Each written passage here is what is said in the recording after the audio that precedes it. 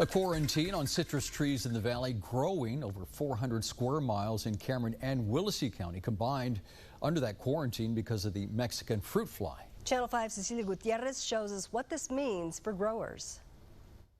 According to the USDA, a quarantine area is triggered when 5 flies are found within a 3-mile radius. The USDA tells Channel 5 News this week there are new detections of the Mexican fruit fly in the valley.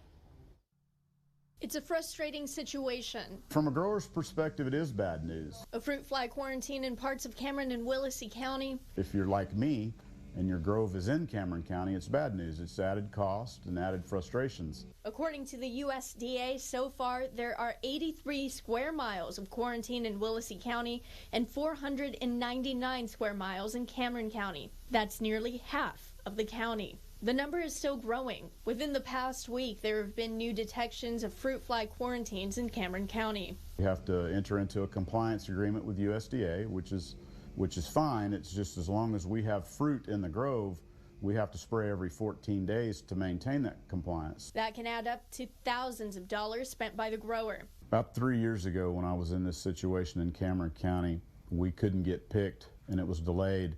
And I had an additional almost $425 an acre added cost. The USDA says there are 2 large quarantines in Cameron County. One in Brownsville into Los Fresnos, another in Harlingen running into La Feria and Santa Rosa. New detections have been found in between those 2 large quarantine areas. So if you were unlucky enough to have fruit in the core, you're looking at a loss. There are options for growers. You can send it to the juice plant. Well, that's not typically what we like to do because we grow fresh fruit. So if it goes to the juice plant, that's most likely a loss. They can strip it and destroy it, which is definitely a loss.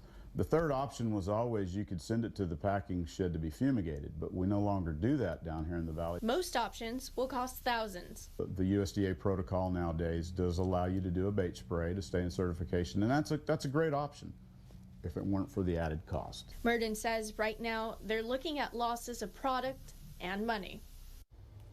Murden also says right now they're still looking for answers, and they're hoping the USDA will find some solutions soon. The USDA says the new quarantine maps will come out later this week.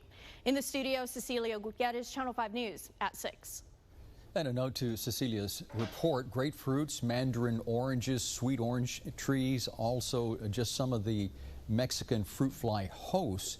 USDA says they are checking trees, hanging traps, and releasing sterile fruit flies to decrease the population out there. The USDA representatives urging anyone with ripe fruit on their backyard trees to pick it right away, especially oranges and grapefruits. Any fruit in a quarantine zone cannot be taken out of that area. For more information, visit our website, krgv.com.